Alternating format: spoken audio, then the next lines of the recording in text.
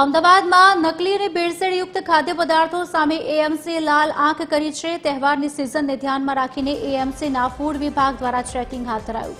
લોકોના આરોગ્ય સાથે ચેડા ન થાય તે માટે એએમસી એક્શન મોડમાં આવી અમદાવાદના અલગ અલગ ઝોનમાં ટીમ બનાવી ચેકિંગ કરાયું। મણિનગર, એસઓજી હાઈવે સહિત અનેક સ્થળોએ મીઠાઈની દુકાનોમાં ચેકિંગ હાથ ધરાયું। મણિનગરની શ્રીજી ડેરી ખાતે તપાસ કરાઈ, સાથે જ દુકાન પર મીઠાઈનું રેપિડ ટેસ્ટિંગ પણ કરાયું। મહત્વનું છે કે રેપિડ ટેસ્ટમાં ભેળસેળ જણાશે તો નમૂના લેબોરેટરીમાં મોકલાશે। લેબોરેટરી રિપોર્ટમાં ભેળસેળ જણાશે તો કડક કાર્યવાહી કરાશે।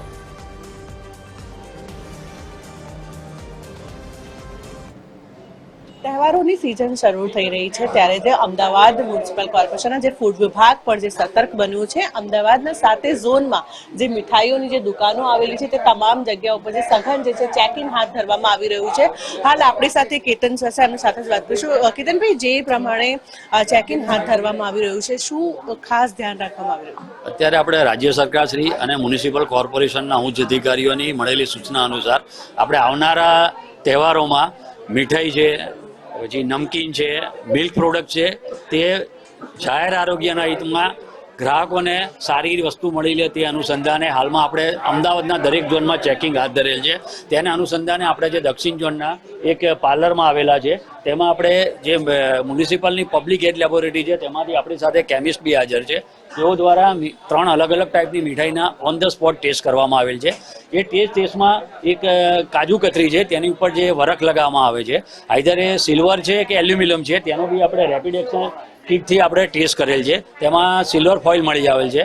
સેકન્ડ વન છે આપણે પેંડા છે, તેમાં સ્ટાર્ચનો ટેસ્ટ કરવામાં આવેલ છે। એટલે મિલ્ક પ્રોડક્ટમાં જો કોઈ સ્ટાર્ચ નાખેલું હોય તો એમાં આપણે જે કેમિકલ યુઝ કરીને આપણે એનો ટેસ્ટ કરેલ છે તેમાં સ્ટાર્ચની હાજરી જણાઈ આવેલ નથી। અને થર્ડ વન જે આપણે કલર માટે ટેસ્ટ કર્યો છે મીઠાઈમાં, એમાં બુંદીના લાડુ લઈને આપણે એમાં કેટલા માત્રામાં કલર અને કયો કલર યુઝ કર્યો છે, એના પરમિટેડ કલર છે કે નોન પરમિટેડ ફૂડ કલર છે તેનું બી ટેસ્ટ કરવામાં આવેલ છે। જે પ્રમાણે પહેલા આપણે લેબોરેટરીમાં ટેસ્ટ કરવા માટે મોકલવામાં આવતા હતા તેમાં 7 થી 8 દિવસ લાગતું હતું એનો રિઝલ્ટ આવતા। આ જે રેપિડ ટેસ્ટ કરવામાં આવી રહ્યો છે તો એનાથી કેટલો ફાયદો થઈ શકે? એમાં અત્યારે આપણી સાથે જે પબ્લિક હેલ્થ લેબોરેટરીમાંથી કેમિસ્ટ મટીરિયલ સાથે હાજર છે। રેપિડ જે કીટ છે તેનાથી આપણને પ્રાઇમરી તરત જ ખ્યાલ આવી જાય છે કે આ વસ્તુમાં ભેળસેળ છે કે નહીં। અધર જો ભેળસેળ આપણને મળી જાય તો આપણે સેમ્પલ ડ્રો કરીને વધારે પરીક્ષણ માટે પબ્લિક હેલ્થ લેબોરેટરીમાં આપણે મોકલી આપવામાં આવશે। બિલકુલથી, તો જે પ્રમાણે વાત કરવામાં આવે તો જે તહેવારોની જ્યારે સિઝન ચાલી રહી છે ત્યારે જે અમદાવાદ મ્યુનિસિપલ કોર્પોરેશન જે ફૂડ વિભાગ દ્વારા તમામ ઝોનમાં જે ખાસ ચેકિંગ હાથ ધરવામાં આવી રહ્યું છે। કેમેરામેન જનક ચૌધરી સાથે મોનિકા રાજપૂત, TV 13 ગુજરાતી, અમદાવાદ।